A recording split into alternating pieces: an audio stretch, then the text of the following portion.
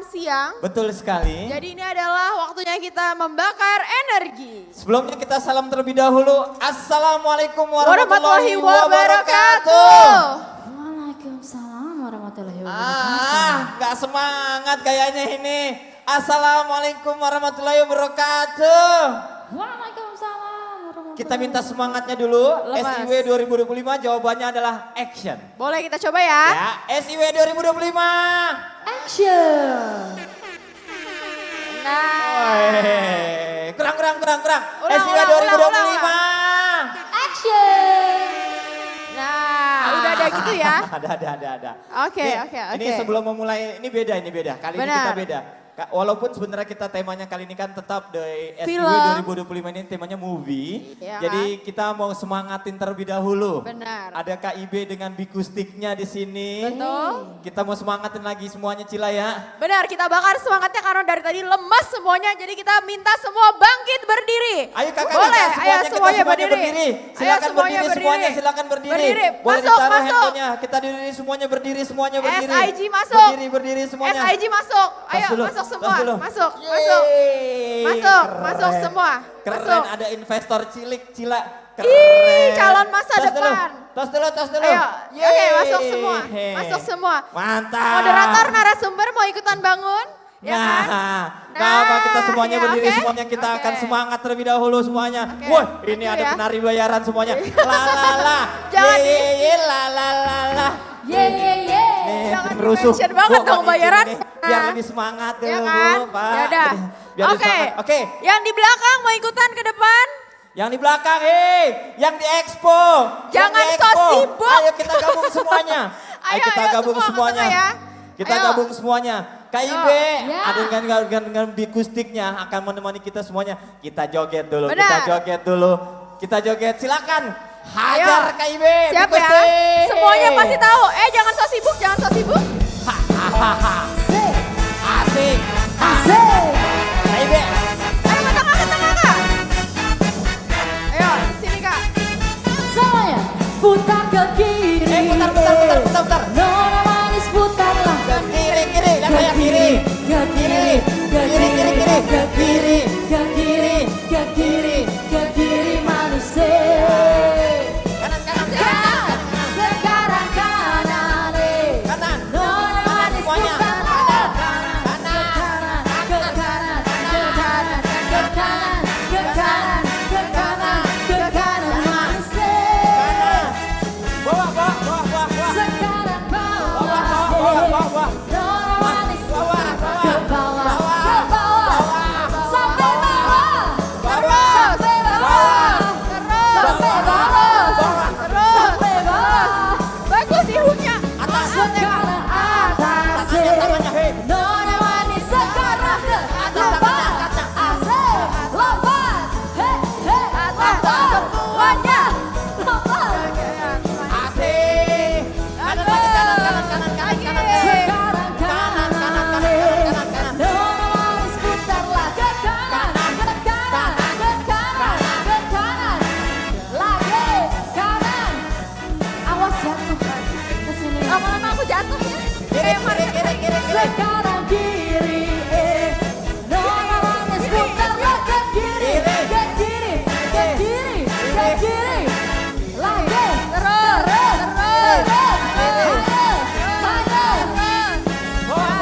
Bawah. sekarang Terakhir. Bawah. Nona manis Sampai bawah. putarlah ke sampai bawah, sampai bawah, sampai bawah, sampai bawah, asik asik.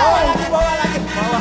Sekarang bawah, Nona manis putarlah ke bawah, ke bawah, Sampai ke bawah. bawah, Turun. lagi, Ayo. terus. Nah. Ada. Oke, thank Gak you. bisa bangun. Thank you, Bikustik. Thank you, Ibe. Terima Thank kasih you. semuanya. Boleh dong kita tepuk tangan buat kita semua. Nah. Dan pastinya udah semangat. Udah. Kita minta Udah ya. suaranya lagi SIW. Benar, kita coba lagi ya. Coba sekarang Cila, Bentar. Kalau ini masih nggak semangat, Ya. kita suruh turun lagi sampai bawah. Ya, sampai basement 1 kita suruh turun ya. Oke. Coba Kita sekarang coba Cila, ya. coba sekarang Cila yang tanya. SIW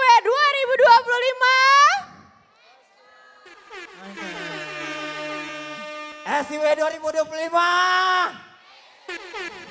Mantap. Lebih semangat mau mere kayaknya. Nanti kita mau mere lagi aja Oh, ya gitu ya. kayaknya dibanding suruh ngomong action ya. Tahun ini atau hari kemarin kita punya tema berbeda-beda untuk setiap harinya. Betul. Kalau hari ini kita temanya Star is Born. Betul, yang Kalau- tadi di sesi sebelumnya. Kalau hari kemarin itu temanya tentang movie Korea. Ada yang tahu judulnya? Udah tahu belum? Ini udah sesi kedua nih, udah tadi dikodein suruh Google. Ada yang tahu judulnya? Nah, ini dia. Nah, coba. Ada yang tahu judulnya? Judul filmnya apa? judulnya? The market gives you tangerines. Bukan yang seminarnya atau bukan yang talk show-nya? The life gives you tangerines. Betul. Tepuk tangan dong buat masnya dengan mas siapa? When love give a tangerine. Mas siapa namanya mas? Rangga. Rangga. Rangga dari mana?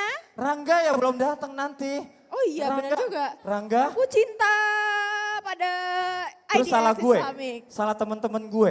Itu semua ada di hati lo lagi. Mau Udah. diminta hadiahnya buat Mas Hadiahnya Rangga. boleh? Boleh minta hadiahnya buat Mas Oke. Rangga. Mana hadiahnya? Nah Oh, ini Mas udah, Rangga. oke. Ini hadiahnya buat Mas Rangga, terima Selamat kasih. Mas Rangga. Jadi kemarin movie-nya adalah judulnya Cila. When life gives you a tangerine. Ya itu adalah merupakan tema movie kita. The Tangerine ini juga merupakan jeruk yang asem. Betul. Kalau kemarin tuh kita udah kasih motivasi. Betul. Untuk terus maju menjalani hidup. Betul sekali. Nah. Nah, yang tahu untuk sesi kali ini judul filmnya kira-kira apa? Ada yang mau tahu? Angkat tangannya sebelum saya spill dan mestinya Anda yang sudah tahu di Instagram Ini loh yang ada di masa sebelah yang sini. belum yang sesaat lagi mau nih materi. Ayo, Ibu, silakan ada yang tahu? Ada yang tahu Ada yang tahu? nggak? Nah, ini dia yang coba. tahu nih. Hah. Nah, dia tahu. Namanya siapa? Namanya.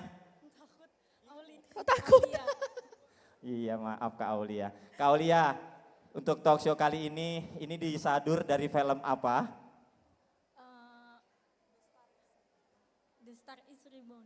The Star is Reborn. Gimana Kak Cila? Itu yang tadi. Iya, itu judul untuk keseluruhan hari ini. Tapi talk show sekarang ini nih, Ada yang talk tahu show nggak? sekarang ini. Kalau Fast and Furious yang tadi, talk show sebelumnya, talk show sekarang belum di-spill. Tapi ya udah ada yang udah tahu belum? Dari The Social Network. The Social, Network. The Social Network. 100 buat kamu. Iya. Action. Namanya. Oh ya namanya dari mana? Namanya? Tanjung. Oh Tanjung, dari Tanjung. Dari Tanjung Pinang. Dari mana? Dari Bogor. Dari dari Bogor. Ya Allah, Selamat. ini tinggal nunggu penghulu doang nih dia berdua dong. Oh Ya iya, Allah benar. semuanya. Para pengunjung semuanya silahkan untuk bisa ngasih ya, selamat ya. Selamat. Nanti bisa sharing ya. Mantap ya Tanjung ya. Oke. Social Network itu adalah merupakan talk show di sesi yang kedua pada hari ini. Nah, ini dia tuh. Ini movie-movie talk Betul. show-nya. Ini Investor adalah itu film- kemarin sudah. Betul. The Investment Godfather, sudah. gubahan dari The Godfather udah kemarin. The Fast and Furious tadi Benar. sesi pertama. Nah ini yang ini Syariah Investment Week. Iya. Acaranya ya. Iya.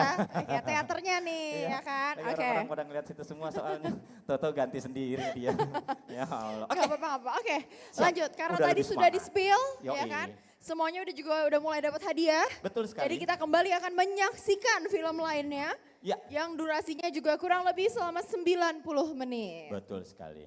Dan Dan- tentunya talk show sesi kedua hari ini akan membahas tentang The Social Network, Swipe, Scroll, Invest. Yeay. The Jadi- Social Network tapi ada Swipe, Scroll, Invest. Invest. Dan Karena yang tentunya penting juga invest. sutradara kita sudah hadir di sini. Betul, Kakak tentunya. Lulu Mutia, ini moderator kita, itu kita sebut dengan sutradara. Karena kan kita lagi temanya tema film. kita, iya SIW 2025 ini temanya film.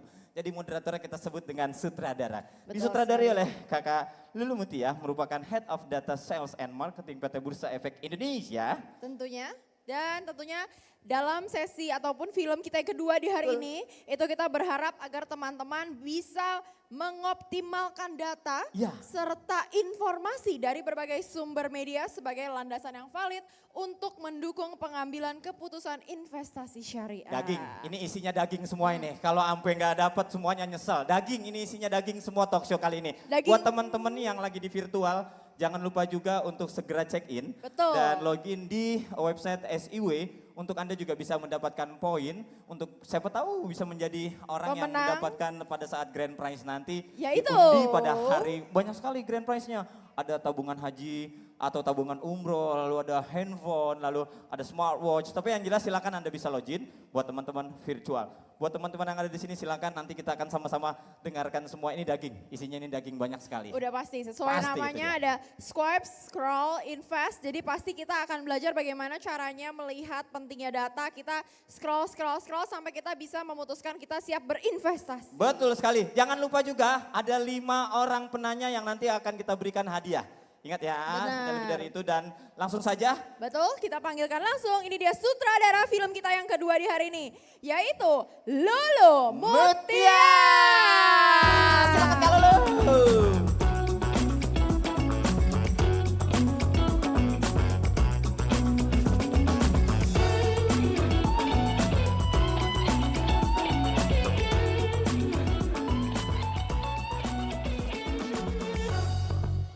Assalamualaikum warahmatullahi wabarakatuh.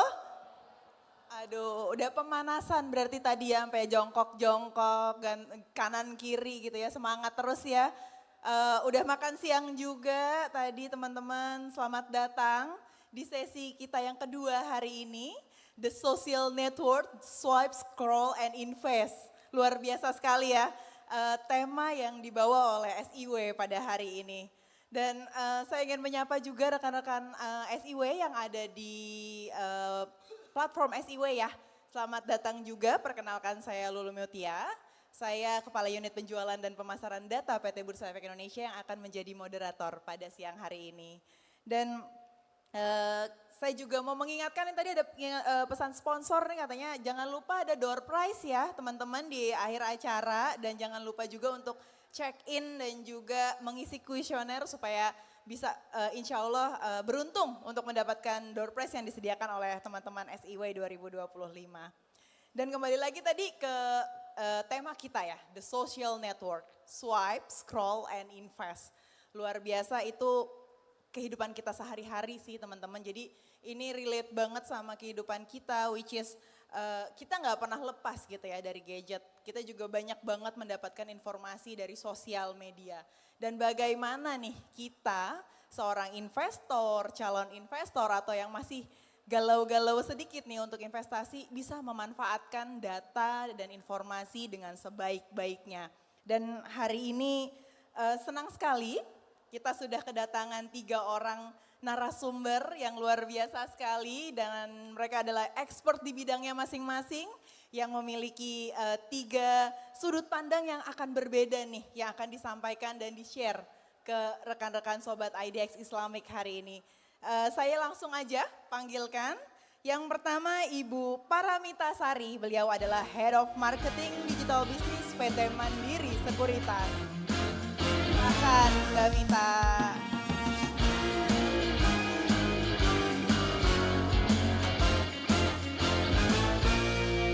Oke, terima kasih Mbak Mita. Dan langsung saja pembicara kita yang kedua, aduh ini pasti semua udah kenal lah ya, siapa sih yang gak kenal gitu.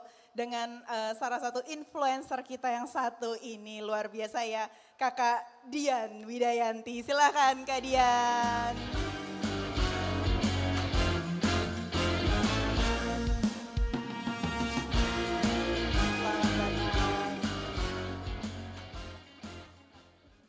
Oke, dan pembicara kita yang ketiga, yang luar biasa banget nih kita akhirnya bisa bertemu langsung dengan beliau nih rekan-rekan Sobat IDX Islamic yaitu CEO Kata Data Bapak Meta Dharma Saputra. Silakan Pak Meta.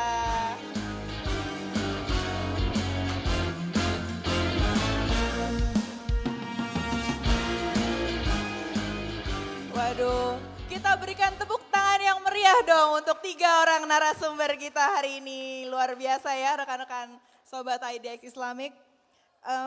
Mungkin langsung aja ya saya sapa-sapa dulu nih. Kita kenalan dulu sapa-sapa kecil. Udah ada mic-nya, udah ada ya semua ya. Oke mungkin saya langsung aja sedikit menyapa Pak Meta. Pak Meta apa kabar Pak? Sehat? Baik, baik. Selamat siang semuanya. Udah Pak Meta ini baru landing juga ya kemarin ya Pak ya, luar biasa. Dan sudah hadir lagi bersama kita untuk berbagi ilmu. Dan Pak Meta ini adalah saat ini sebagai co-founder dan juga CEO dari Kata Data. Rekan-rekan siapa sih yang nggak tahu Kata Data? Saya benar-benar ngefans banget dengan kehadiran Kata Data. Sangat membantu kita semua loh dalam mendapatkan informasi, mencari informasi. Kemudahan informasi itu semakin simplify dengan hadirnya Kata Data di tengah-tengah kita. Selamat datang Pak Meta, terima kasih Pak Meta. Dan yang kedua, Kakak Dian. Aduh ini siapa yang gak kenal gitu ya. Tiap hari ada nih feed Instagram kita dihiasi dengan Kakak Dian Widayanti ini. Beliau adalah seorang pejuang halal lifestyle ya kalau kita sebut ya Kak Dian. Dan beliau juga sekarang aktif sebagai CEO dan juga founder dari salah satu bisnis F&B ya. Iya betul. Kak Dian ya. Terima kasih Kak Dian kedatangannya hari ini. Dan juga yang ketiga, ini senior saya ini, Kakak Mita. Kakak Mita, selamat datang Kak Mita. Kakak Mita ini adalah Head of Marketing Digital Business PT Mandiri Sekuritas. Beliau sudah 20 tahun ya berkecimpung di bidang keuangan, Kak Mita. Dan beliau juga salah satu insan Bursa Efek waktu itu ya. Kak Mita juga pernah menjadi kepala unit di Bursa Efek Indonesia dan beliau juga membawa kampanye Yuk Nabung Saham waktu itu. Dan kita juga dari IDX Islamic ada Yuk Nabung Saham Syariah. Selamat datang Kak Mita. Terima kasih, selamat siang semuanya. Ini ngantuk kayaknya. Iya, Semangat ya. udah makan kan tapi ya, apa perlu Udah dijogetin joget, lagi udah nanti? Udah ya cukup ya. Dan kita langsung aja ngobrol-ngobrol, udah penasaran banget nih karena bahasan tentang data, informasi gitu ya. Bagaimana kita memanfaatkan dan menerima informasi yang datang sehari-hari itu sangat penting ya. Apalagi buat kita investor. Sampai akhirnya kita scroll-scroll data, scroll-scroll informasi untuk mengambil sebuah decision, oke, nih mau investasi. Nah kita langsung aja, pertama nih mau dengar dari Pak Meta nih Pak Meta. Jadi kalau kita tahu kan publik ini sangat jatuh hati Pak sama kehadiran Kata Data. Dan kehadiran Kata Data yang bisa membantu kita semua memsimplify informasi itu semua. Boleh diceritain gak Pak awal mulanya atau motivasi awalnya nih Kata Data hadir dan juga cerita di balik layarnya Kata Data hingga sampai seperti ini Pak. Oke, terima kasih Mbak Lulu. Iya Pak. Sebetulnya, bukan, yang jatuh yang sana ya. Iya. Sebetulnya ordernya nggak ada joget tadi sebetulnya ya. Jadi saya datang langsung diminta joget tadi tuh.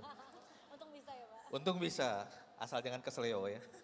Jadi saya sedikit aja sekilas menjelaskan Kata Data memang sudah 13 tahun. Jadi didirikan 2012 dengan spirit memang keinginan untuk membuat konten berkualitas tapi kemudian berbasis data. Produknya keinginannya membuat banyak sekali kami sebut sebagai data driven journalism kalau untuk medianya. Tapi juga kami ingin membuat banyak sekali data yang bisa dimanfaatkan oleh publik. Karena itu visi kami memang mimpi besarnya ya, membangun Indonesia dengan data. Karena kami sadar bahwa publik ini banyak sekali simpang siur informasi apalagi sekarang dengan munculnya ChatGPT, AI, orang tidak bisa lagi membedakan mana yang benar, mana yang salah. Jadi memang informasi yang akurat sangat-sangat dibutuhkan termasuk dalam soal investasi. Nanti saya kira Mbak Mita, kemudian Mbak Dian pasti akan membagi tentang itu. Tapi kami sadar bahwa 13 tahun lalu data akan menjadi persoalan yang sangat serius dan penting untuk semua orang. Karena itu kalau teman-teman ingat pernah ada cover majalah ekonomis, waktu itu disebut bahwa the new oil is data. Jadi minyak baru untuk dunia itu adalah sekarang data. Siapa bisa bermain data, bisa memanfaatkan data, dia akan leading di depan. Nah kami ingin coba mengisi peluang itu. Kira-kira itu, dan itu sebabnya namanya Kata Data. Simple saja, gabungan antara narasi atau berita, news dalam bentuk kata, tapi juga dilengkapi dengan data. Makanya namanya kata data. Nah, kira-kira begitu. Ya luar biasa ya Pak. Jadi bangun Indonesia dengan data dan simplify aja kata data gitu ya Pak. Jadi ini pencampuran antara bisnis layanan data tapi di mix dengan media gitu ya Pak. Dan juga kalau kita lihat juga ada research nih yang dibawa oleh kata data gitu ya Pak. Dan sebenarnya bagaimana sih Pak kata data ini bisa membawa bisnis ini gitu ya, percampuran bisnis ini hingga seperti besar seperti sekarang ini sampai juga ya kita kalau nyari informasi pasti nyarinya ke kata data gitu kan ya Pak, sesimpel buka Instagram gitu kan Pak. Nah bagaimana nih Pak rekan-rekan kata data membawa ini semua, percampuran ini semua menjadi sebuah bisnis yang luar biasa saat ini? Sebetulnya kami, saya waktu itu dengan 2 co-founder kata data yang lain, sebetulnya tidak original ide kami ya, ide saya. Tapi mencari referensi di dunia ada apa sih? Dan saya menemukan ada majalah yang sangat terkenal di dunia, yaitu di Economist. Jadi orang kalau bawa majalah itu baca pun enggak, tapi bawa tuh udah gaya gitu. Karena majalahnya sangat prestisius, sangat powerful. Tapi kemudian grup majalah Economist ini punya unit lain namanya Economist Intelligence Unit.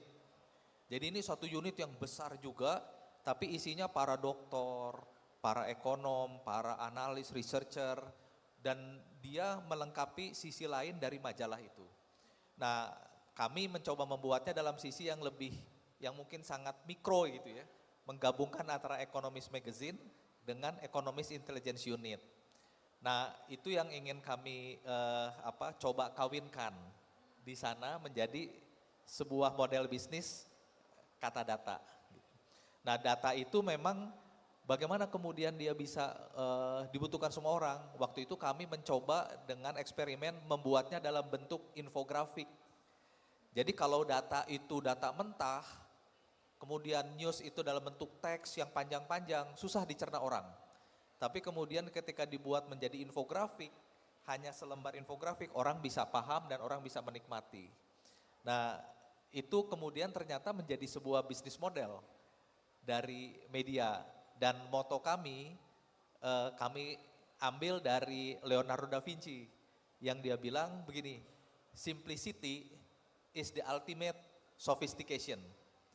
Jadi mensimpelkan sesuatu itu sebetulnya hal yang paling tinggi dari sebuah sesuatu yang sangat kompleks gitu ya. Kadang-kadang kita ingin bercerita sesuatu yang tinggi-tinggi gitu. Kompleks-kompleks, makin kelihatan kompleks, pakai bahasa-bahasa asing makin pinter kelihatannya. Tapi sebetulnya Leonardo da Vinci bilang, yang paling top itu adalah kalau bisa mensimplifikasi, menyimpelkan hal yang kompleks menjadi sangat sederhana. Nah itulah challenge-nya dari kita-kita yang bergerak di bidang data. Jadi tentu di investasi nanti saya kira Mbak Dian, Mbak Mita, itu akan berhadapan dengan bagaimana menyalurkan data tentang investasi yang kelihatannya rumit, berat, tapi harus bisa dicerna oleh publik. Mungkin investor awal bisa dengan mudah dicerna. Nah itulah simplicity is the ultimate sophistication. Nah kira-kira gitu. Ya ini simplicity ya, menarik sekali nih, luar biasa Pak Meta. Jadi emang semangatnya untuk membuat simplify yang dibilang kalau orang lihat sebenarnya data keren gitu ya Pak, tapi sebenarnya yang penting adalah bagaimana kita bisa membuat itu menjadi simplify dan mudah dipahami oleh orang gitu ya.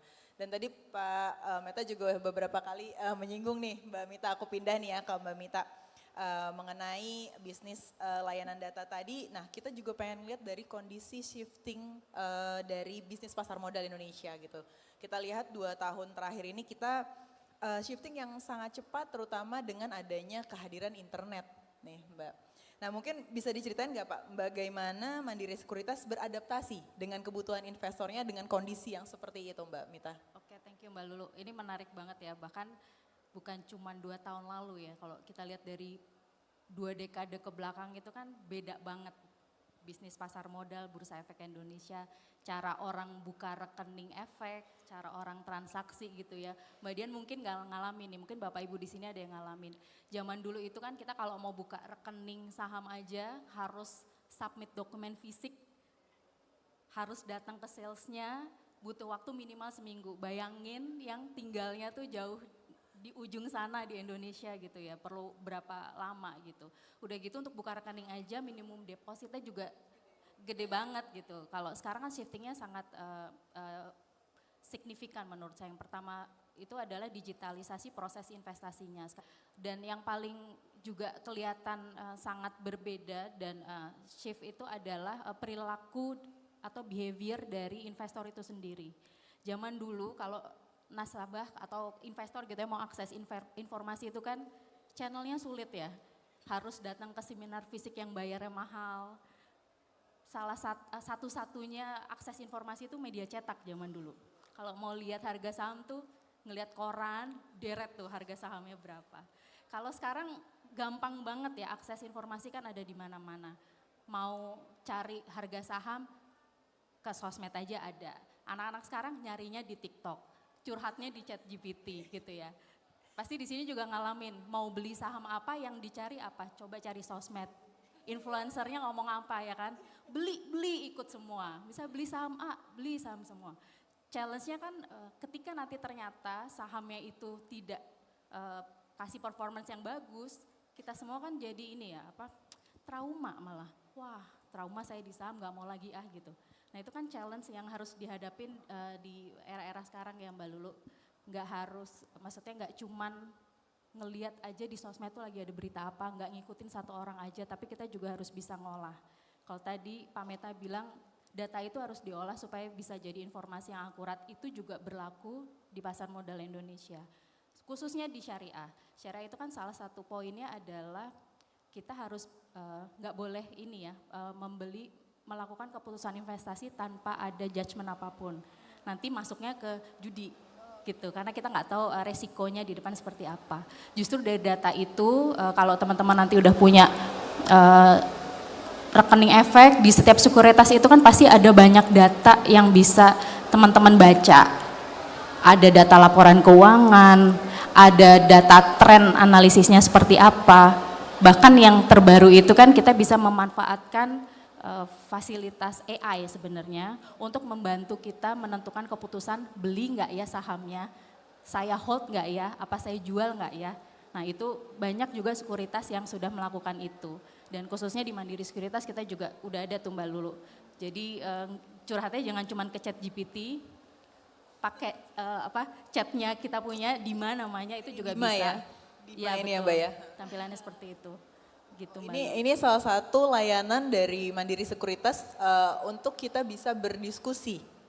Dan ini bentuk adaptasi juga nih rekan-rekan karena Mandiri Sekuritas langsung beradaptasi dengan kondisi yang ada, teknologi seperti sekarang ini disediakanlah layanan untuk chat langsung sama ininya ya, sama operatornya ya, sama AI-nya gitu. Nah tadi udah di-spill juga sih Mbak Mita dari sisi tantangannya gitu ya menghadapi teknologi dan bagaimana nih adaptasinya dari Mansek sendiri. Tapi kalau dari sisi tantangan untuk menghadapi kebutuhannya nih Mbak ya, jadi kayak kebutuhannya pasti banyak banget. Mereka minta ini, investor minta ini, minta itu, dan juga pasti ada regulasi yang banyak sekali nih yang keluar. Nah tantangan itu sendiri seperti apa sih Mbak Mita? Dan pada saat menyediakan online trading dan juga online trading syariah, seberapa penting nih user experience yang disediakan Mansek untuk para investor? Oke, ini berarti ada dua sisi ya, dari sisi bagaimana sekuritas challenge-nya untuk tadi ya, yang tadi menyediakan layanan yang sesuai kebutuhannya investor kan ya. Di mana-mana tuh kalau kita mau mengembangkan teknologi itu challenge-nya tuh komitmennya harus kuat dan biasanya akan juga mengikuti modalnya tuh nggak sedikit gitu. Itu jadi challenge terutama untuk seluruh perusahaan sekuritas untuk adapt sebenarnya terhadap kebutuhannya investor saat ini gitu ya. Kalau dari Mandiri Sekuritas sendiri sebenarnya kami kan ada di grup banking terbesar di Indonesia. Kita punya komitmen besar untuk menyediakan layanan selalu data driven development.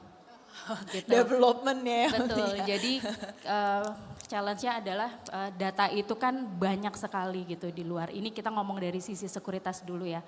Data itu banyak. Kami di sekuritas itu punya challenge untuk bagaimana mengolah data itu menjadi insight. Nah, kalau udah jadi insight, then apa yang dilakukan? Insight yang ada itu harus kami olah menjadi inovasi. Nah, itu challenge-nya di situ. Itu komitmen dan modalnya juga harus komit lah ya, maksudnya tidak butuh komitmen yang tinggi. Pun sebenarnya untuk investor itu sendiri juga by data itu juga tadi, data itu jangan cuma jadi data itu aja gitu. Data itu nggak akan bicara kalau nggak diolah. Dan kalau udah diolah jangan cuma dilihat, kata data tuh punya infografis yang sangat baik gitu ya. Bahkan tadi di Mansek udah bisa kasih rekomendasi dari data, jangan cuma berhenti di situ. Lalu kita harus bisa olah lagi untuk menentukan keputusan kita mau kemana gitu Mbak Lulu. Ya, jadi tadi ya swipe, scroll, and invest itu valid because ya kita lihat datanya, kita pahamin dulu, dipikirkan dulu baru mengambil keputusan gitu ya. Dan kalau balik lagi tadi ke user experience nih Mbak, tadi kan sudah disediakan juga cepet banget nih Mansek menghadapi dengan kondisi teknologi yang agile ini gitu ya. Nah bagaimana Mansek itu menyediakan user experience yang nyaman nih untuk para investornya? User experience ini kan jadi satu hal yang sangat krusial juga ya. Kalau kita bicara UX itu nggak melulu kita ngomongin kenyamanan digunakan. Tapi lebih jauh lagi UX itu bisa berpengaruh kepada trust-nya investor ke kita, company, dan juga akhirnya ke bisnis gitu. Bayangin kalau kita punya aplikasi atau teknologi yang makainya aja susah. Mau beli aja, mana nih tombol buy-nya di mana nih. Mau lihat portofolio aja harus pencet berapa kali, itu kan nggak enak, itu bisa frustasi dan akhirnya nggak jadi mundur beli, ya. gitu. Jadi user experience itu jadi salah satu poin yang penting bagi kami sekuritas khususnya untuk mengembangkan teknologi dan aplikasi. Jadi nggak cuma interface doang. Kalau interface itu kan bagaimana kita bikin sesuatu yang enak dilihat. Enak dilihat itu nggak akan bunyi kalau nggak enak dipakai. Nah mantap banget ya, tidak enak dilihat nggak akan bunyi kalau nggak enak dipakai nih ya. Kita coba tanya langsung ke investornya nih. Aduh Kak Dian. Oke Kak Dian, tadi kita udah berbincang dengan Pak Meta terkait penyediaan datanya, Mbak Mita juga dari sisi sekuritas. Nah kita pengen mendengar nih dari sisi investornya gitu ya, mewakili rekan-rekan yang ada di sini semua ya, dia dengan rekan-rekan Sobat IDX Islamic di sini. Dan kita juga kenal Kak Dian ini sebagai seorang yang sangat fokus juga untuk mereview, melihat halal lifestyle, bagaimana itu makanan itu halal atau lifestyle yang terkait dengan kehalalan itu seperti apa gitu ya Kak. Nah kita pengen tahu basicnya dulu nih sebenarnya, apa sih yang menjadi motivasinya seorang Kak Dian untuk melakukan review itu semua gitu ya Kak. Dan kita tahu lah ya kalau Kak Dian itu nggak pernah setengah-setengah nih dalam melakukan itu semua gitu. Mungkin bisa diceritain dulu nih Kak motivasinya. Oke, aku sebelumnya pengen tahu dulu, ini berarti teman-teman investor juga yang di sini ya? Betul, ada yang udah investor, ada yang baru buka rekening deh Kak, kayaknya di gitu. belakang gitu ya. Yang aku mau tanya sekarang, ini semuanya investor berarti, boleh tunjuk tangan? Yang udah investor? Pada nggak ngaku Mbak, pada udah investor ada ya. dong. Pada investasinya syariah atau yang konvensional, ngaku. Yang muslim ya, harusnya ya, kan ini kan syariah investment week, ngaku. Oke, campur ya. Oke, jadi memang awal-awal motivasi aku untuk sharing tentang halal lifestyle dan segala macam gitu ya. Karena memang kita tuh hidup di negara muslim, tapi sayangnya tuh masih ternormalisasi dengan hal-hal yang sebenarnya tidak diperbolehkan dalam Islam gitu ya. Contohnya makanan gitu ya, kita pikir no pork no lard itu cukup, nggak taunya banyak restoran sushi tiba-tiba pakai mirin, nasi goreng pakai angcu, bahan-bahan non halal. Sama halnya dengan investasi sebenarnya. Karena gini, investasi itu ada pilihan syariah dan ada pilihan konvensional. Dan sebenarnya jika kita merasa kita muslim, kita berkewajiban memilih yang syariah. Sebenarnya seperti itu. Jadi karena aku melihat tuh ya di Indonesia ternyata secara datanya itu marketnya syariah cuma 7% Kak. Jadi kan kayak ya Allah, ini 87% populasinya muslim, beragama Islam. Tapi ya syariahnya 7%, sisanya kemana dong? Kayak gitu. Dari situ sih jadi mungkin nggak kayak pengen teman-teman muslim yang mungkin merasa ya udahlah santai aja gitu, jadi lebih termotivasi untuk menghidupkan syariah. Karena kalau syariah tidak dihidupkan oleh muslim terus dihidupin sama siapa dong? Ibaratnya kayak gitu. Karena syariah itu adalah produk yang memang didesain untuk muslim, tapi ketika muslim menolak menggunakan syariah itu sendiri, nah itu kan sayangnya di situ gitu ya.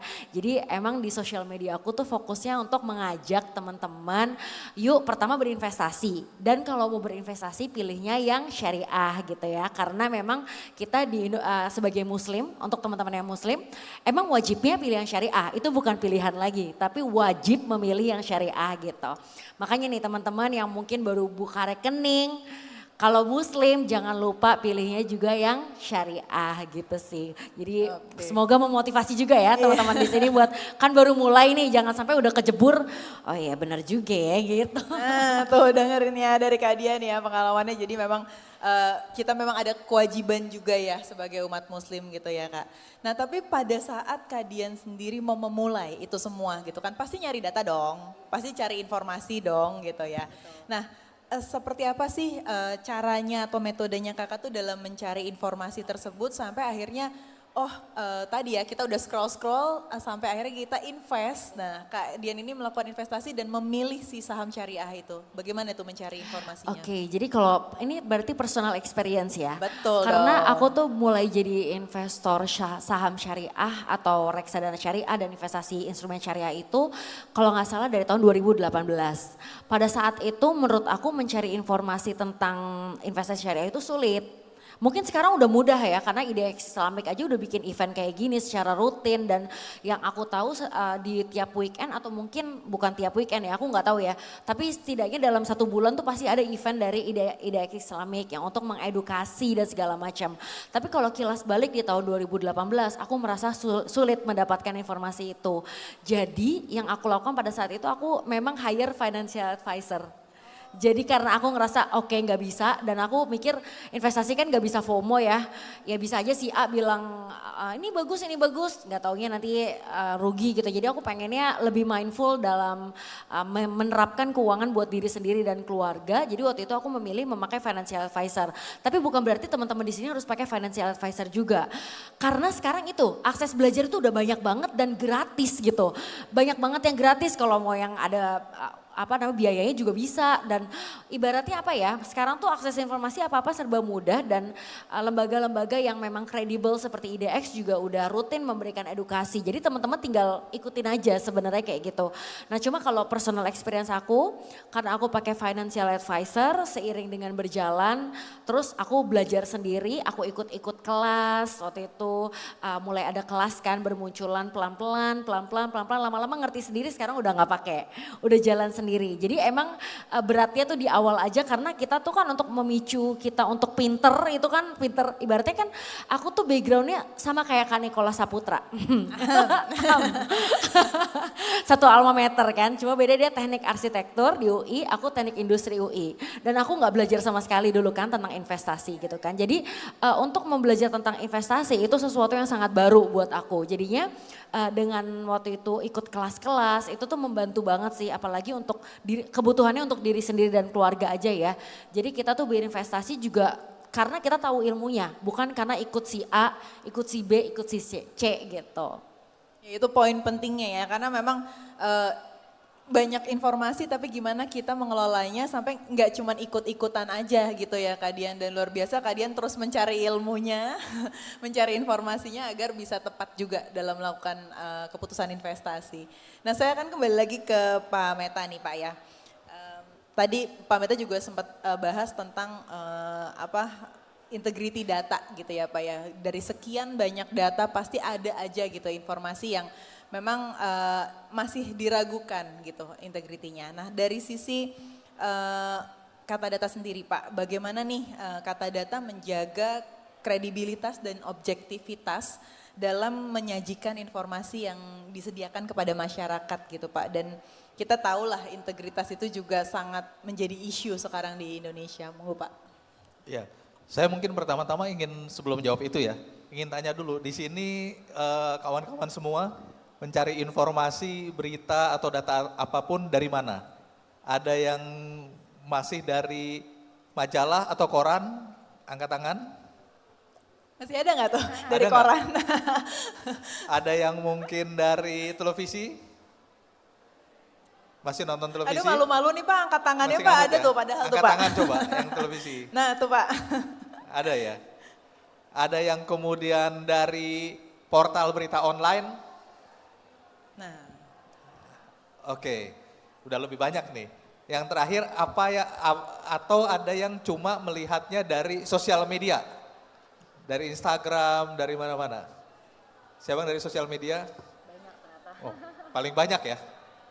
Nah, ini fenomena yang harus kita baca, teman-teman semua.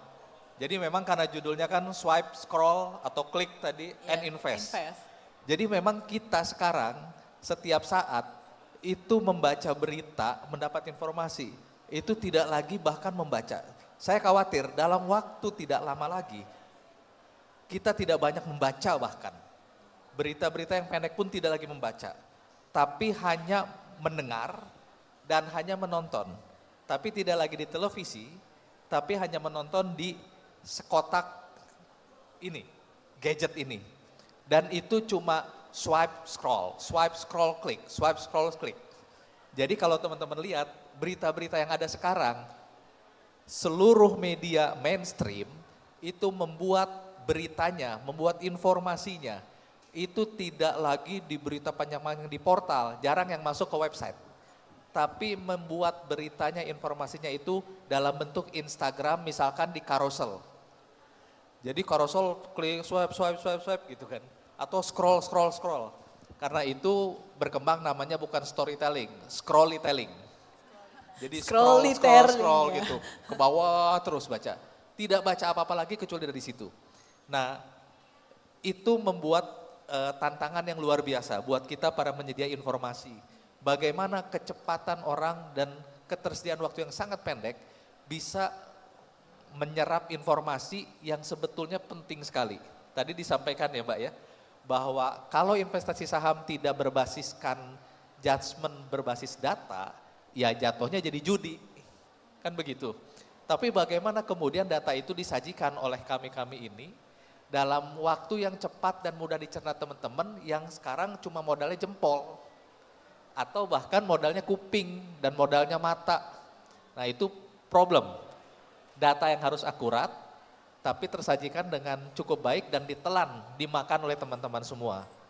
Nah kembali ke soal integritas data, pertanyaannya adalah dengan kecepatan sedemikian, apalagi sekarang orang bisa tanya ChatGPT dan lain-lain, kami challenge berikutnya adalah harus menyediakan data dengan kredibel, dengan integritas yang sangat tinggi. Nah, karena itu kalau dikata data, kami memang mencoba mulai dari data planning, collecting, kemudian masuk ke data verification. Data verification baru kemudian data dipublish, data publishing, kemudian baru data ke maintenance. Jadi memang verifikasi data menjadi penting. Bagaimana data itu diperoleh? Kami ada yang dari data sekunder. Dari data sekunder tentu dengan teknologi, pakai model sistem ya API, dari sistem data to data bisa diserap masuk. Tapi ada juga yang kami langsung survei, berbasiskan pada survei online ataupun offline untuk mengecek. Untuk survei pun kami coba cek dulu dengan sampel yang lebih kecil, valid atau tidak nih respondennya gitu. Itu PR-nya. Jadi memang integrasi memperoleh datanya dan menguji datanya sangat panjang, tapi bagaimana menyajikannya untuk ditelan oleh semua audiens dengan cepat, nah itu kan PR yang luar biasa. Itu tantangannya sih Mbak, mungkin saya sekilas menggambarkan bahwa di balik data yang harus disajikan dengan cepat dan teman-teman semua bisa makan cuma scroll, swipe itu. Tapi di balik itu ada kerja yang cukup panjang dan sebetulnya melelahkan. Problemnya di kita itu, informasi data itu dianggap kayak oksigen. Jadi penting tapi harus gratis. Nah itu problem lain itu. Bener Pak. Itu Pak kira-kira. Ya, tadi juga sudah diceritain sedikit jadi prosesnya gitu ya Pak, dari terima informasi, terima data itu terus lalu diolah dan gimana nih caranya supaya menarik, simplify dan benar-benar dalam hitungan detik tuh bisa dibaca secepat itu gitu ya Pak ya. Luar biasa banget dan kehadiran kata data ini tuh bisa sangat membantu kita dalam mensimplify itu semua gitu ya Pak ya. Dan mungkin aku balik ke Mbak Mita ya Mbak Mita. Dari sisi tadi kita sempat bahas aplikasinya juga, Growin gitu ya, aplikasi dari Mandiri Sekuritas. Dan kita juga sangat akrab dengan online trading syariah gitu ya Mbak. Nah gimana sih pada saat mau mengembangkan fitur-fitur gitu ya Mbak, mau mengembangkan fitur-fitur yang ada di online trading syariah, si fitur-fitur itu tetap up to date dengan kebutuhan, tapi juga bisa menyesuaikan dengan kondisi yang ada di perusahaan gitu. Dan itu tetap harus, investor itu kan yang utama gitu ya sekarang. Nah bagaimana tuh caranya tuh Mbak? Betul. Nah, netizen itu emang demanding ya. Nah, oh gitu katanya. Begitu, katanya begitu dan memang seperti itu ya. Kalau kebutuhan nasabah, kebutuhan investor itu kan cepet banget gantinya, cepet banget nambahnya, cepet banget pengennya gitu kan. Sekarang kata-kata cepat, instan itu kok jadi makanan sehari-hari ya. Nah challenge-nya itu kalau buat Mandiri Sekuritas itu kan gimana biar up to date tadi. Makanya kunci paling utama adalah continuous improvement sih Mbak Lulu. Artinya ketika kami mau mengembangkan sesuatu atau ini bahkan sekuritas lain dan perusahaan lain juga lakukan ya. Ketika mau mengembangkan sesuatu, mau mengembangkan aplikasi itu kita nggak perlu nunggu sampai sempurna dulu. Gitu ya, ada aplikasi kita tuh harus agile. Artinya ketika kita keluarin, nanti tiba-tiba ada kebutuhan baru lagi di luar, di market, kompetitor bikin apa, kita harus siap ready untuk innovate lagi gitu ya. Terus continuous diperbarui, terus di-upgrade supaya bisa relevan dengan voice of customer. Karena penting banget kebutuhan nasabah itu bisa kita beri solusinya gitu kan. Karena produk yang baik itu kan yang bisa kasih solusi ya gitu. Kan nasabah juga akan tanya kenapa saya harus pakai aplikasi ini, kenapa saya harus baca kata data, kenapa saya harus invest di Growin Mandiri Sekuritas misalnya. Jadi itu poin penting banget sih, continuous improvement. Tetap up to date gitu ya, dan punya jargon juga produk relevan, investor nyaman, transaksi jalan gitu ya Mbak, luar biasa nih. PT Mandiri Sekuritas menyediakan aplikasinya untuk rekan-rekan investor syariah di sini. Nah kalau kita bicara juga dari sisi investor syariahnya juga gitu ya, dari Kadian nih Kadian. Aku balik lagi pengen tanya sebagai seorang Kakak Dian yang memulai investasi tadi di tahun 2018 ya itu sebenarnya belum terlalu heboh tuh ya, kita kan rame di pandemi ya, itu di 2020 gitu. Nah dan 2018 ini Kak Dian udah memulai nih investasi di pasar modal dan langsung untuk melakukan investasi di pasar modal syariah gitu. Nah tapi kan teman-teman di sini mungkin ada juga yang kaget nih Kak pada saat mereka melakukan investasi di pasar modal syariah, ada saham-saham konvensional yang nggak bisa mereka transaksiin gitu, dan mereka akan ngerasa ribet banget nih, kenapa ini nggak boleh, itu nggak boleh gitu. Nah mungkin bisa di-share juga ya pengalaman Kak Dian waktu itu, tipsnya nih supaya teman-teman investor nih bisa terus belajar dan juga konsisten nih untuk investasinya di saham syariah. Oke, pertama ya kalau seandainya kita ngomongin tentang syariah, kita mesti balikin dulu ke niatnya ya. Karena kalau kita ngomongin syariah itu bukan cuma sekedar cuan, jadi berkahnya juga gitu ya. Jadi kalau kita syariah, kita mikirnya jangan cuma cuan, tapi oke, berkahnya di situ dan memang kewajiban kita di situ. Jadi ibaratnya kita tuh nggak tergoda sama yang lain, ibaratnya kayak gitu. Nah jadi sebenarnya kalau menurut aku dengan adanya tidak boleh, kan sekarang tuh ya aku berinvestasi, itu di sekuritas itu biasanya keluar pop up gitu, perusahaan ini terindikasi riba, kayak gitu. Jadi kalau kita pilih yang syariah, betul ya, itu tuh kita nggak bisa beli produk konvensional, dan menurut aku sih seneng ada fitur itu. Karena itu mengingatkan, oh berarti perusahaan yang tadi gue pilih itu nggak boleh dalam Islam, jadi gue nggak beli itu. Jadi emang ada beberapa indikator ya perusahaan itu bisa dikatakan perusahaan syariah. Ini karena aku orang awam ya, ibaratnya bukan orang dalam, cuma sekilas yang aku tahu perusahaan syariah itu perusahaannya harus halal. Berarti perusahaannya itu tidak boleh kayak misalnya perusahaan rokok, kemudian perusahaan bank konvensional dan segala macam itu nggak boleh. Yang kedua juga dia itu hutang berbasis ribanya maksimum 45%. Itu adalah ketetapan dari Majelis Ulama Indonesia, ada fatwanya seperti itu. Nah, dengan aplikasi yang sudah berbasis syariah, kita tuh ditolong. Dengan itu kita jadi perusahaan yang masuk syariah itu ini dan adanya misalnya kayak JII 30 itu kan ada singkatnya Jakarta Islamic Index kalau nggak salah ya. Itu membantu top 30 perusahaan yang syariah tuh ini. Jadi menurut aku tuh dengan adanya aplikasi yang berbasis syariah itu membantu banget untuk investor syariah juga gitu. Karena balik lagi kalau kita mikir ribet ya berarti motivasi kita bukan pindah ke syariah. Karena kalau kita ngomongin syariah ya kita harus total tinggalin yang ibaratnya yang memang terindikasi dengan riba tersebut gitu. Jadi balikin dulu ke niatnya, kalau memang udah mau syariah insya Allah tertolong banget dengan adanya itu. Dan sebenarnya tuh menurut aku dengan syariah itu kan sebenarnya kita tuh dibantu lagi karena MUI itu mengeluarkan fatwa ya, ada namanya DSN MUI, Dewan Syariah Nasional. Dari Dewan Syariah Nasional itu di level sekuritas dan juga level perbankan itu ada lagi namanya DPS kalau nggak salah ya, Dewan Pengawas Syariah. Jadi tuh mereka tuh udah menyortir perusahaan-perusahaan yang bisa kita investasikan yang sesuai dengan prinsip-prinsip Islam gitu ya. Kita udah dibantu sama mereka. Itu ya udah alhamdulillah gitu loh, jangan ngomel lagi ribet-ribet gitu. Kalau lu ribet lu pilih salah satu-satu sendiri, tapi kan ini udah dibantuin ya shortlist perusahaan yang bisa kita investasikan. Dan tentunya dengan kita menginvestasikan perusahaan yang sesuai dengan syariah, hidup kita juga kalau menurut Islamic belief kan kita merasa insya Allah hidup kita juga lebih berkah, kita lebih tenang juga, nggak dikejar-kejar, ya Allah dosa nggak ya gue abis beli saham di sini. Kan kita kadang-kadang kan juga merasa dak dik dur der gitu kan rasanya kalau misalnya kita kayak melakukan investasi tapi di perusahaan yang sebenarnya bertentangan dengan syariat gitu kan, pasti kita ada perasaan bersalah dan segala macam. Tapi dengan syariah insya Allah tenang, insya Allah berkah gitu sih. Jadi balik lagi ke niatnya yang penting ya. Jadi tipsnya nih biar nggak langsung galau dan sebel dengan keribetan itu, yang penting niatnya sudah sesuai gitu untuk melakukan investasi di pasar modal syariah biar lancar gitu ya. Begitu juga dengan cuannya ya nanti ya. Diana, cuannya.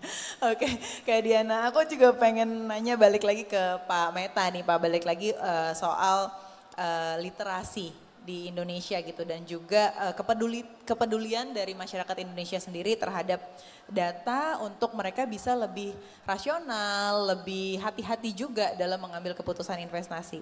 Nah, bagaimana nih Bapak melihat industri data dan juga media di Indonesia ke depan dan juga bagaimana harapan Pak Meta terhadap kondisi ini di 5 sampai 10 tahun ke depan Pak Meta? Ya, pertama soal literasi ya. Ini memang tantangan betul. Jadi kami di Kata Data pernah melakukan survei beberapa tahun, 4 tahun, literasi digital. Seluruh Indonesia, seluruh kabupaten provinsi. Waktu itu kami diminta oleh Kominfo ya. Hasilnya itu ternyata literasi digital itu meningkat, termasuk di provinsi-provinsi, termasuk di Papua gitu, yang dibangun infrastrukturnya. Tapi sayangnya, unfortunately, itu di daerah-daerah yang kecepatan internet itu meningkat sangat tinggi, literasi digitalnya menurun. Kenapa dia bisa menurun?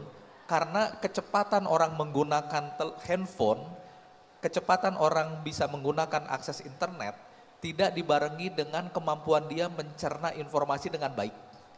Jadi dia lebih mudah justru terpapar oleh hoax. Nah, itu tantangan buat teman-teman semua. Ternyata kecepatan internet di setiap daerah tidak dibarengi dengan kecerdasan orang untuk secara bijak menyerap informasi. Nah, ini yang menjadi tantangan kita gitu ya. Nah, kemudian bagaimana kemudian tadi dibilang industri data ke depan. Saya melihat data akan sangat-sangat penting sekali ke depan. Semua orang akan bicara tentang data nanti. Cuma kalau sekarang itu data itu bicaranya bikin tren ke depan tuh pakai historical data, artinya data ke belakang ya. 3 tahun ke belakang dibikin modelnya proyeksi ke depan. Nah nanti proyeksi ke depan, market, ekonomi dan sebagainya, itu dianalisis secara cepat oleh teknologi, oleh AI, berbasiskan real time data. Jadi bukan historical data lagi, tapi real time data yang secara cepat terkumpul, kemudian dibikin modeling tentang proyeksi ke depan. Proyeksi penjualan, proyeksi ekonomi, itu yang disebut dengan super forecasting. Nah, itu orang akan berlomba-lomba ke sana. Jadi saya kira data akan menjadi sangat-sangat powerful dan mungkin tidak sampai 10 tahun ke depan ya. Dalam waktu 2-3 tahun ke depan kita akan melihat percepatan yang luar biasa. Jadi di sini saya lihat banyak adik-adik yang muda-muda nih, saya kira paksakan diri belajar betul tentang pemanfaatan artificial intelligence. Upayakan betul belajar tentang coding, belajar tentang data analisis.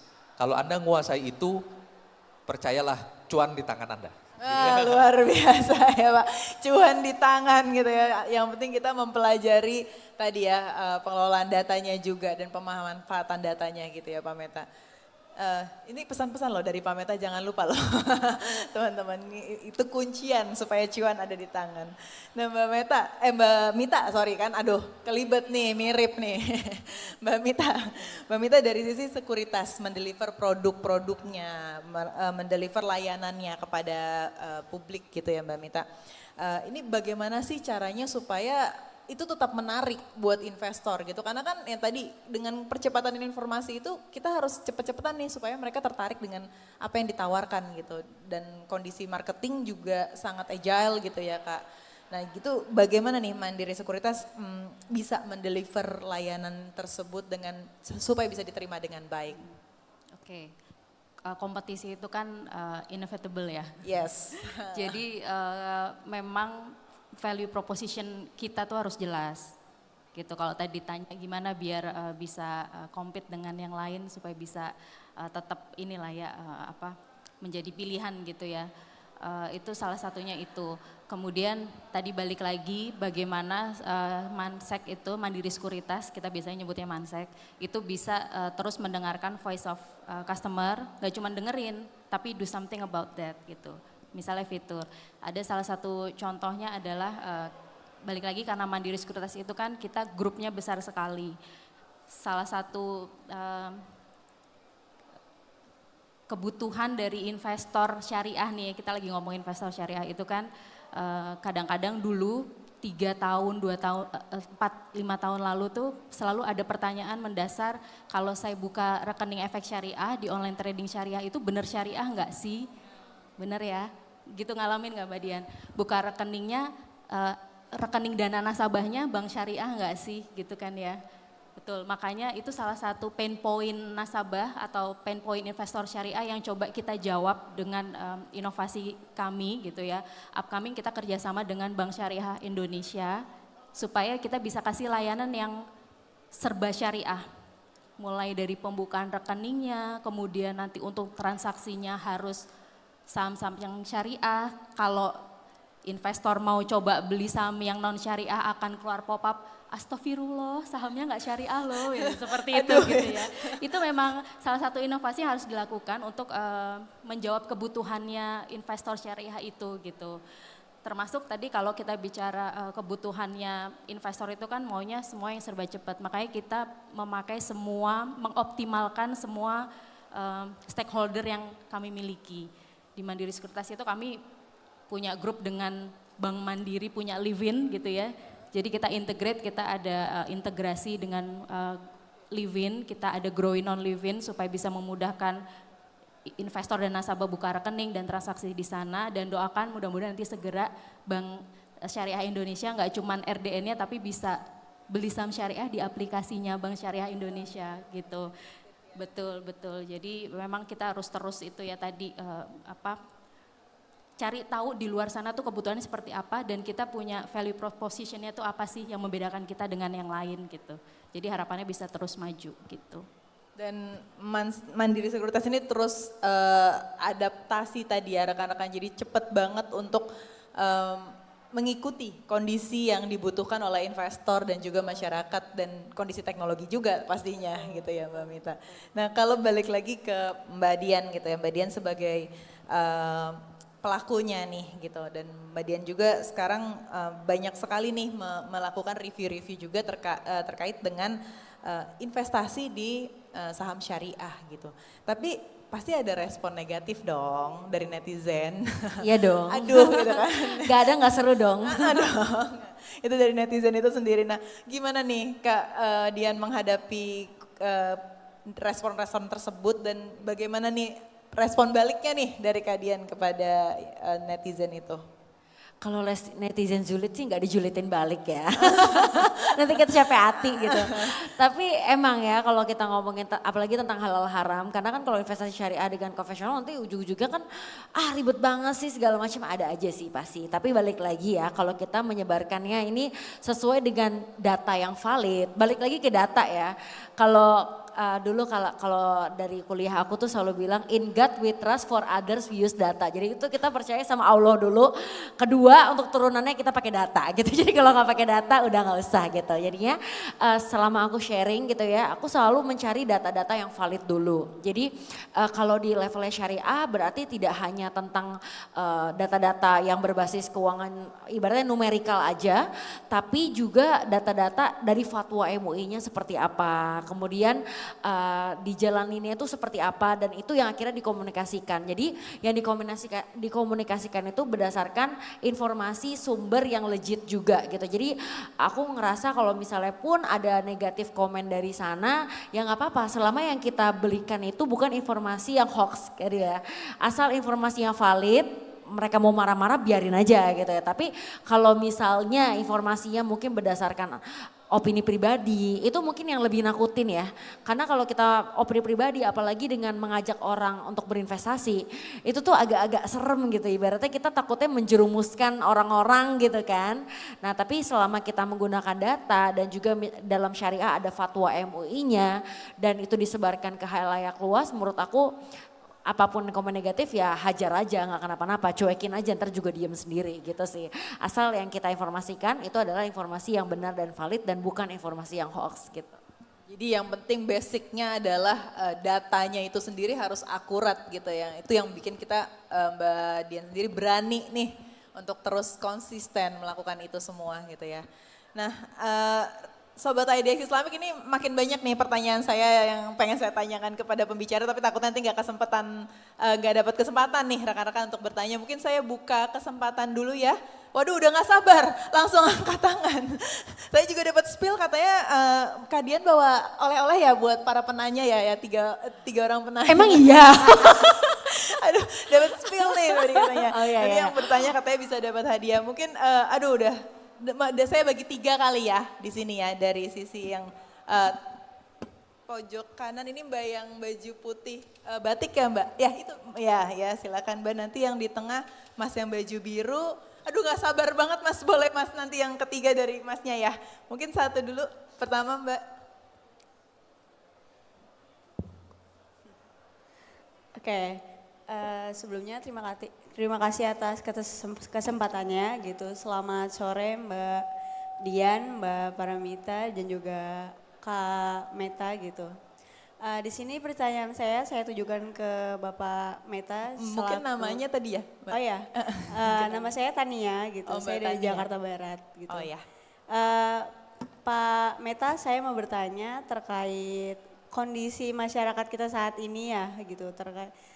Saat ini kan masyarakat kita cenderung menggunakan sosial media untuk melihat data-data gitu ya. Tapi seringkali teman-teman yang atau perusahaan yang menyajikan data itu saat ini kalah dengan influencer-influencer yang latar belakangnya kita kurang gitu ya. Maksudnya tidak ada sertifikasi atau tidak tahu asal muasalnya gitu. Nah, pertanyaan saya adalah apakah Pak Meta punya strategi gitu dari Kata Data sendiri untuk bagaimana cara Kata Data supaya bisa lebih unggul gitu daripada influencer-influencer yang latar belakangnya kurang jelas gitu dalam menyajikan fakta dan data. Karena tadi Pak Meta sendiri kan bilang bahwa termakan hoax itu masyarakat kita mudah gitu saat ini. Jadi bagaimana? Mungkin itu saja pertanyaan saya. Terima kasih. Ya terima kasih Mbak Tania. Mungkin bisa dijawab dulu ya sama Pak Meta. Monggo Pak Meta. Nah. Oke, terima kasih Mbak Tania. Jadi memang ini PR sebetulnya, PR seluruh media. bagaimana bisa menyajikan informasi yang kredibel, tapi juga tetap bisa dimakan gitu oleh audiens. Memang harus diakui, para influencer lebih lincah, lebih kreatif. Sedangkan media itu terikat dengan aturan yang sangat banyak, sangat rigid. Dan risikonya tinggi sekali. Jadi contoh ya, kalau artikel di media itu berlapis sekali tuh untuk sampai bisa tayang. Kemudian kalau salah, wah sudah repot itu. Bisa sampai ke pengadilan, kemudian kalau keliru bisa tidak hanya sanksi dari Dewan Pers, salah-salah bahkan bisa juga diseret ke pidana, sering sekali begitu. Nah, tapi memang kami sadar bahwa tetap saja bahwa tren teknologi, tren behavior dari audiens itu yang berubah harus tetap diikuti. Karena itu kalau ditanya strategi media, tetap mau tidak mau, saya sejak lama bilang ke kawan-kawan media, jangan musuhi teknologi, tapi kita harus memanfaatkan teknologi seoptimal mungkin.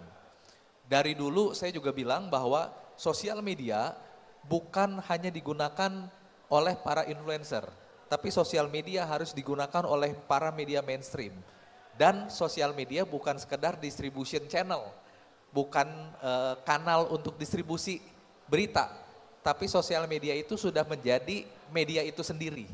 Nah, karena itu kalau kawan-kawan lihat semua, sekarang media-media itu membuat berita-berita dalam format yang berbeda-beda. Ada format TikTok, ada format Instagram juga ada yang formatnya carousel, macam-macam. Itu adalah strategi media untuk bisa beradaptasi sesuai dengan perilaku audiens yang memang berubah. Itu mau tidak mau dilakukan. Begitu juga dengan data, kami juga harus berpacu dengan itu. Tapi di sisi lain kami juga berharap audiens juga semakin lama akan semakin cerdas untuk bisa memilih sumber-sumber informasi mana yang akurat, mana yang kredibel. Karena dengan era ChatGPT, blessing in disguise-nya ya, berkah tersembunyinya, orang akan kembali nanti mencari sumber informasi yang kredibel. Tidak sekadar informasi yang beredar. Ini menurut saya dalam waktu 1-2 tahun ke depan, orang akan mulai pindah mencari sumber-sumber informasi yang kredibel. Karena itu di Google dan lain-lain, informasi yang original sekarang diberi rating lebih tinggi ketimbang informasi yang bukan original. Nah, saya tidak kemudian menyebut semua influencer buruk, tidak. Teman-teman juga harus bisa melihat, memilah influencer mana yang kredibel, mana yang tidak. Media juga sama, Mbak. Ada media yang kredibel, ada yang media yang tidak, jadi sama saja. Saya merasa influencer dan media harusnya bisa kolaborasi kita. Menyajikan informasi yang lebih baik untuk publik gitu. Nah, literasi digital itu menjadi penting memang. PR termasuk untuk IDX, OJK, Bank Indonesia dan lain-lain. Supaya orang memilih media dan influencer mana yang kredibel sebagai sumber informasi dan asupan otaknya audiens gitu, kira-kira begitu. Gitu. Oke, terima kasih Pak Meta, luar biasa ya.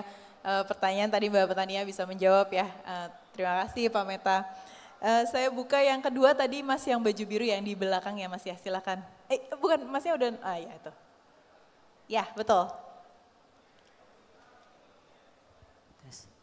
Terima kasih kepada Bapak dan Ibu sudah memberikan kesempatan kepada saya.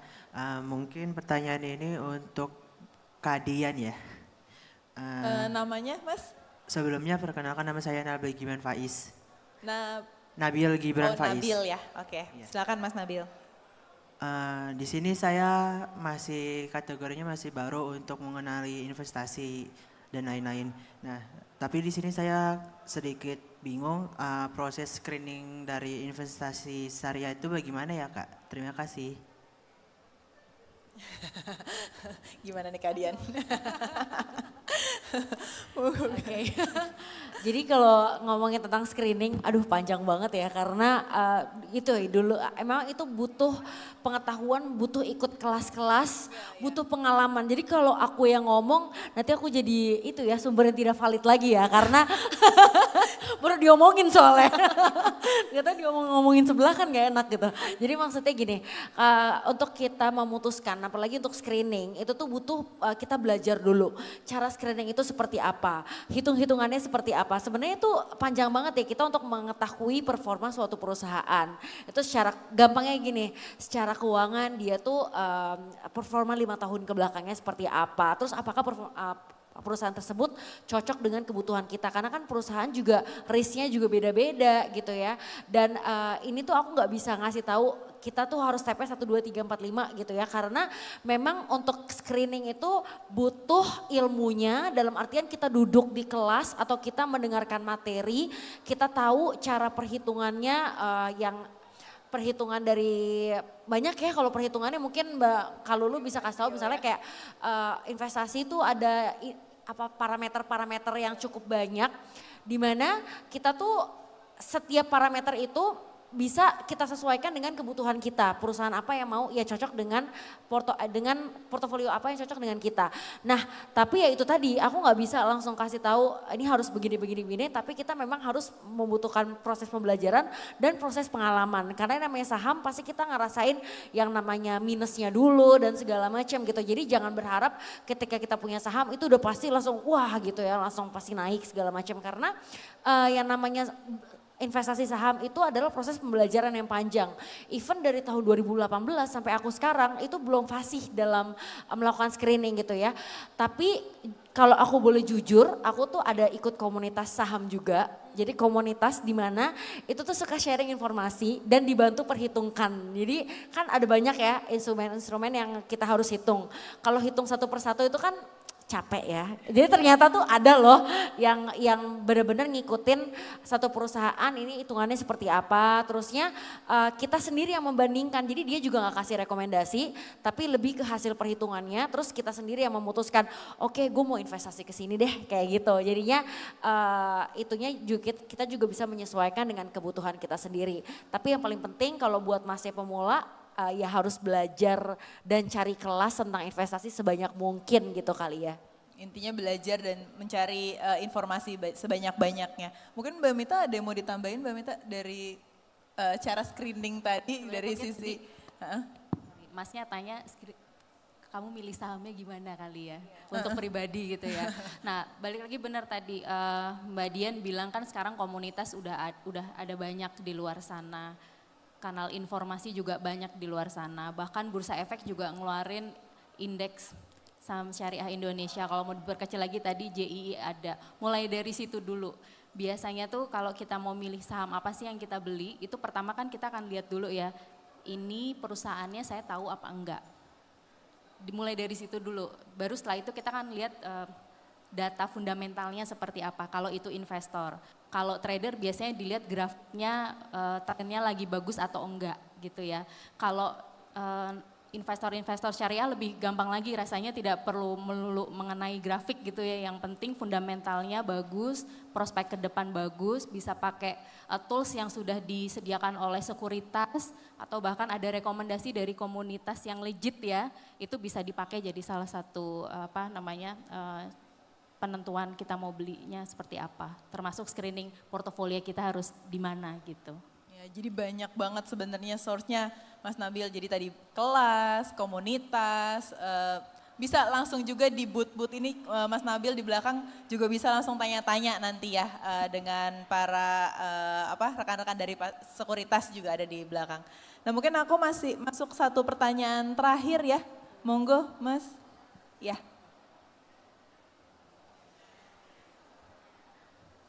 Baik, terima kasih sebelumnya. Perkenalkan nama saya Andika dari Telkom. Baik, untuk pertanyaan ini untuk Mbak Dian. Yang pertama, saya menanyakan bagaimana cara kita mengetahui apakah suatu investasi sudah sesuai dengan syariah. Dan yang kedua, apakah resiko yang terkait dengan investasi syariah, apakah sudah resikonya Sorry, gitu. Mas boleh diulang, kurang kedengeran Mas. Baik, Jadi dengan terima Mas kasih. siapa? Baik, saya dari Andika dari Mas Andika. Telkom. Mas Saya ingin Andika dari menanyakan Telkom. terkait dari bagaimana cara mengetahui apakah sesuai suatu investasi sudah sesuai syariah dan bagaimana resiko yang terkait dengan investasi syariah ini. Terima kasih sebelumnya. Jadi kalau pertanyaannya pertama bagaimana kita bisa mengetahui investasinya itu syariah Sudah atau syariah, bukan gitu ya. Dan risikonya seperti apa gitu. Tadi sebenarnya gampangnya tuh udah ada beberapa indeks ya. Misalnya kayak tadi yang aku bilang JII top 30, Jakarta Islamic Index top 30. Itu maksudnya adalah yang masuk perusahaan-perusahaan yang masuk ke top 30 perusahaan berbasis syariah. Dari situ sebenarnya kalau pemula mungkin aku juga referensiin untuk ikut ke Jakarta Islamic Index itu kali ya, karena itu kan sudah dibantu sortir 30 saham terbaik yang sesuai dengan syariah. Dari situ kita bisa lihat tren ke belakangnya dan segala macam, baru bisa memutuskan oh kayaknya ini lebih cocok deh di gue, berarti kayak gitu. Nah untuk bisa memastikan syariah atau enggak, selain dari indeks-indeks tersebut, kalau di aplikasi kita ikut ke sekuritas, harusnya di Mansek Syariah juga ada ya. Tadi kan katanya ada astagfirullah ini terindikasi riba gitu ya. Jadi itu karena kalau kita misalnya kita ini nih register, biasanya sign up gitu ya sebagai nasabah di Mansek Sekuritas yang syariah, itu kan kita bisa milih mau yang konvensional atau syariah, harusnya seperti itu. Nah kalau kita pilih syariah, otomatis akun kita syariah, ketika kita mau beli aja tuh udah nggak bisa. Jadi jadi itu tuh udah dibantu, makanya aku bilang dengan adanya aplikasi yang berbasis syariah itu sangat membantu karena kita nggak usah screening lagi. Ketika kita mau mencet beli aja itu udah astagfirullah gitu. Jadinya itu udah membantu kita lah ya untuk oke, ini berarti nggak sesuai dengan syariah. Tapi kalau mau cari yang benar-benar untuk pemula yang mudahnya, mungkin aku lebih rekomendasiin untuk ikut kayak indeks-indeks yang sudah ada. Misalnya selain JI 30 juga ada ISI ya. Tapi singkatannya aku lupa. Singkatannya Syariah Indonesia. Ikatan Saham Syariah. Indeks saham Oh, syariah indeks Indonesia. Itu syariah. Seluruh saham. Iya, yang aku tuh masuk. isi tapi lupa singkatannya apa gitu ya. Jadi coba aja di Google atau mungkin kalau nggak salah di websitenya IDX juga ya. Jadi di websitenya itu udah ada. Coba mungkin googling kali ya JI top 30 IDX, nanti akan keluar list-list perusahaan yang masuk ke dalam parameter top 30 itu. Terus yang pertanyaan kedua. Risikonya bagaimana bisa tahu risikonya dari investasi di saham syariah tersebut? Seperti apa risikonya gitu? Risiko ya, karena yang namanya kalau saham tuh pasti penuh risiko, makanya kita harus kenalin juga tipe risiko kita itu apa. Karena ada orang yang tipenya agresif, jadi ibaratnya dia itu nggak mengejar cuan gede, cuma kan ibaratnya gini ya, kalau seandainya cuannya makin gede harusnya kan risiko semakin besar gitu ya. Dan kita tuh harus tahu, kita tuh tipe yang konservatif kah, agresif kah, atau moderate kah. Kebetulan aku tuh tipenya konservatif ya, jadi aku tuh kayak kalau ruginya udah agak banyak aku udah deg-degan gitu. Jadi aku tahu diri, oh berarti gue nggak bisa tuh sama perusahaan-perusahaan yang ibaratnya tuh naik turunnya tuh apa ya, ibarat ini namanya apa sih? Fluktuatif Banget itu nggak bisa. Jadi kita pertama itu harus mengenali diri kita sendiri. Kita itu tipe orang yang investornya itu agresif, moderat, atau konservatif. Dari situ kita juga bisa menurunkan lagi. Oh berarti karena gue ini tipenya konservatif, ya udah deh yang penuh ketidakpastian gue nggak mau. Gue mau perusahaan yang udah berdiri lama, terusnya yang udah stabil, yang customer udah jelas, dan mungkin bisa jadi aku juga salah satu customer dia gitu. Karena biasanya kalau salah satu customer tuh jadi merasa ada kepercayaan gitu ya. Kita percaya sama perusahaan itu karena Indian saham itu kan sebenarnya kita memiliki kepemilikan di perusahaan itu kan. Jadi kita harus percaya dulu dengan perusahaan yang kita investasikan gitu. Ya, salah satunya kuncinya menggunakan produknya sekaligus menjadi pemilik sahamnya gitu ya. Kalau nggak menggunakan juga nggak apa-apa sih, yang Iya, penting suka gitu ya. Iya. Soalnya kalau misalnya perusahaan kayak nikel gitu Kak, ya kan nggak aku nggak mungkin punya ya. tambang gitu ya. Tapi penasaran nih buat invest gitu ya. Harus tahu lah sebenarnya produknya seperti apa, perusahaannya seperti apa. Dan intinya cari informasinya gitu. Teman-teman itu kita buka pertanyaan untuk online atau dari waktunya? Masih ada pertanyaan online atau kita offline masih boleh? Berapa lagi nih? Satu lagi katanya teman-teman. Sorry Mas, tadi yang Mbak yang di belakang baju coklat udah duluan tuh dari tadi. Nah iya Mbak, silakan Mbak. Ya, satu lagi.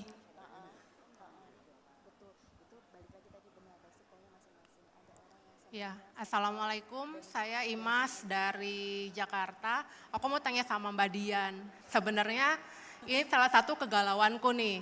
Ternyata ada sahamku yang udah syariah, tapi ternyata terafiliasi dengan Israel atau masuk list boykot. Nah, itu aku lagi galau. Aku harus jual karena sebenarnya produknya secara offline-nya udah nggak pakai karena boykot, tapi sahamnya masih punya. Aku mau tanya pendapat pribadi dari Mbak Dian. Terima kasih. Oke, terima kasih Mbak Imas. Wadidaw gitu ya Mbak ya. Aduh aku deg-degan nih jawabnya gimana dong. Karena kalau setauku kalau produk boykot di IDX juga nggak ada ini ya. Nggak ada kayak. tandanya. Adanya tandanya cuma syariahnya aja. Karena kalau kita ngomongin boykot ya, itu kan ibaratnya setiap orang juga berbeda-beda ya, dalam artian ada yang memboykot produk A, ada yang tidak memboykot produk A. Jadi in the end, karena event nggak cuma IDX aja ya, LPPOM, MUI yang levelnya makanan aja, untuk produk-produk terafiliasi itu tidak memberikan sertifikat haram gitu, enggak. Jadi karena balik lagi secara zat, ibaratnya secara perusahaan internalnya itu dia menjalankan sesuai dengan prinsip-prinsip syariah. Jadi nggak bisa diberi cap haram atau segala macam gitu ya, baik dari IDX maupun LPPOM gitu ya. Nah jadi balik lagi kalau menurut aku saham itu kan kepemilikan kita ya. Ketika kita hatinya nggak di situ ya udah lepasin aja gitu ya. Karena balik lagi ini kan kepemilikan. Kalau dari syariah ya dia masuk ke syariah. Tapi kalau misalnya hati kita nggak di sana, ya berarti kita nggak mau memiliki perusahaan tersebut. Simple, kita jual aja. Sebenarnya kan kayak gitu ya. Dan sebenarnya dengan kita menjual produk-produk itu kan kita juga bisa beli saham yang lain yang sesuai dengan kebutuhan kita. Balik lagi saham itu kan sesuai dengan hati kita. Misalnya perusahaan A lagi naik banget, tapi gue nggak suka nih perusahaannya, ya kita nggak akan invest di situ gitu. Jadi saham itu juga seni suka sama nggak suka. Kalau nggak suka ya udah tinggalin aja. Sebenarnya kayak gitu mungkin ya kayak. Mungkin kalau bisa ditambahin boleh nih. Iya benar. Preferensi orang tuh beda-beda ya teman-teman. Ada yang lebih seneng, saya sektornya senengnya banking aja. Ada yang enggak, saya senengnya yang pertambangan karena fluktuasinya tinggi dan biasanya ngasih dividen gede. Itu sah-sah aja dan itu enggak ada yang salah, enggak ada yang benar. Yang salah itu kalau kita beli saham yang kita enggak yakin gitu, itu aja. Jadi ketika kita udah yakin milih suatu saham, naik turunnya itu kita udah bisa legowo kan ya, kalau emang itu yang kita yang pilih. Bayangin kalau teman-teman beli sahamnya ngikutin temennya atau influencer gitu, ketika nggak sesuai nih performance-nya biasanya kecewanya tuh lebih dalam gitu. Gitu. Jadi balik lagi ke chemistry-nya nih Mbak Imas, jadi coba balik lagi tanya hatinya gitu ya. Seperti apa keyakinannya untuk terus berinvestasi di saham tersebut gitu. Tapi kita balik lagi nanti Mbak Imas bisa coba cari tahu juga nih informasinya, jadi valid nih dalam melakukan keputusan investasi. Satu lagi ya pertanyaan offline ya rekan-rekan. Mbak dari sini udah dua, mungkin yang Mbak baju pink ya, monggo Mbak.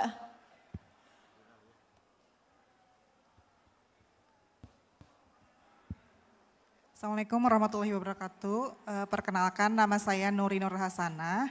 Saya mau tanya, jadi saya tuh calon investor, belum punya sama sekali gitu. Nah, waktu tadi main ke belakang itu ditawarin buka rekening. Nah, itu saya masih bingung rekeningnya di mana bukanya. Mungkin bisa dikasih tips gitu, milih sekuritasnya tuh yang seperti apa gitu. Terima kasih. Masuk Mbak Mita. Kalau saya yang jawab kan pasti saya rekomennya Mandiri Sekuritas ya, kita punya Growin Syariah. Tapi to be fair, ketika kita mau milih sekuritasnya apa itu kan kayak milih ini ya, jodoh juga nih Mbak Nurina ya. Preferensi orang akan beda. Ada orang yang lebih milih saya mau sekuritas yang memang sudah ada lama di Indonesia, yang terpercaya, jadi saya investnya juga nyaman gitu.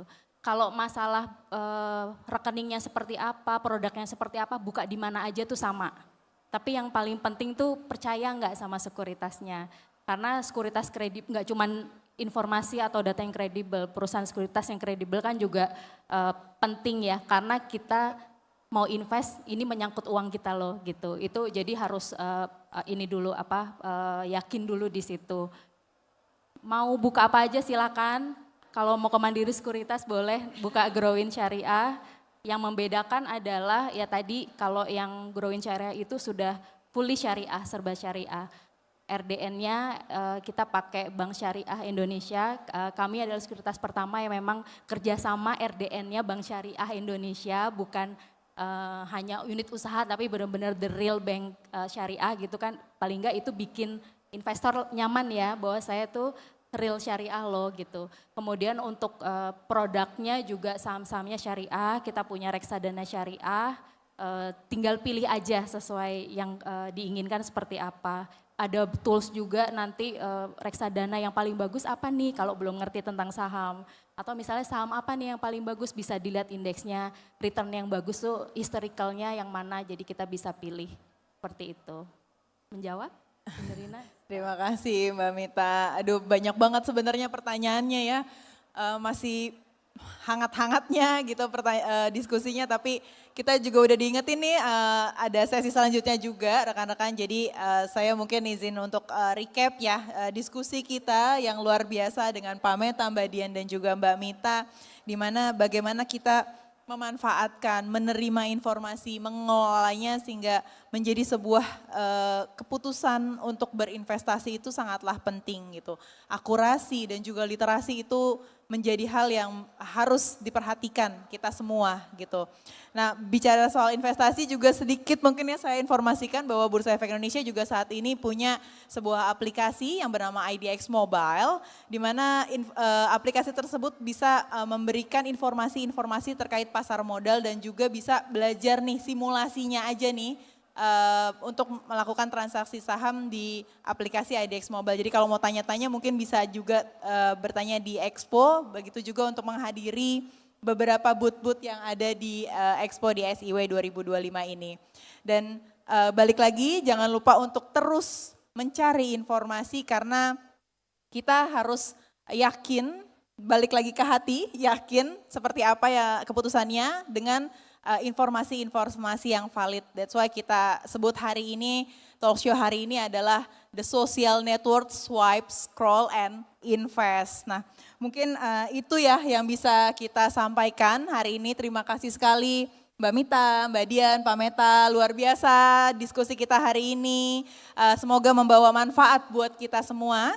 Saya Lulu mewakili IDX undur diri. Wassalamualaikum warahmatullahi wabarakatuh. Maju terus pasar modal syariah Indonesia. Terima kasih. Oke, terima kasih banyak kepada produser kita beserta dengan para artis dan aktor pemainnya ya. Ya, betul sekali. Mohon ditahan sejenak, boleh kita merapat foto bersama, betul sekali. Enggak joget. Enggak. Takut katanya. Boleh maju satu langkah, lebih rapat. Oke, silakan awak media untuk mendokumentasikan momen hari ini. Kita foto dulu. Keep roll. Kamera roll and action. Kamera roll and action. Keep rolling. Ganti gaya dong, ganti gaya. Ganti pose, cuan. Aku investor saham syariah. Kita Selalu foto dulu. terdepan. Beda sesi. Oke, sudah cukup? Cut. Oke, terima kasih banyak. Oke, Kat, terima kasih banyak. Beri tepuk tangan sekali lagi untuk seluruh narasumber kita dan juga moderator yang telah memimpin jalannya talk show kita kali ini. Kembali ke tempat Terima yang kasih, telah Mbak disediakan. Lulu. Silakan. Terima kasih Mbak Dian. Oke. Terima kasih Mbak Mita. Gimana Terima teman-teman? kasih, Wah, Mbak Meta. semakin sore semakin ramai hari ini. Ramai. Terima kasih Pak. Sehat selalu. Oh, terlihat kursi-kursi kalau tadi putih semua, sekarang mulai muncul kepala di mana-mana nih. Iya, dan kali ini udah mulai meramai, udah Benar. mulai membludak. Udah